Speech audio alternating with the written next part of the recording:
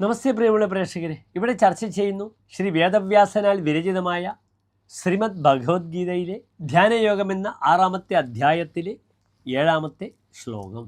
ജിതാത്മനഃ പ്രശാന്തസ്യ പരമാത്മാ സമാഹിതഃ ശീതോഷ്ണസുഖദുഃഖേഷു തഥാ മാനാവമാനയോഃ. ഇനി ശ്ലോകത്തിൻ്റെ പദച്ഛേദം ശ്രദ്ധിക്കുക. ജിതാത്മനഃ പ്രശാന്തസ്യ പരമാത്മാ സമാഹിതഃ ശീതോഷ്ണസുഖദുഃഖേഷു തഥാ മാനാവമാനയോഃ. ഇനി ശ്ലോകത്തിൻ്റെ അന്വയം ശ്രദ്ധിക്കുക. ജിതാത്മനഃ പ്രശാന്തസ്യ ശീതോഷ്ണസുഖദുഃഖേഷു തഥാ മാനാവമാനയോഃ പരമാത്മാ സഹിതഃ വർത്തതേ.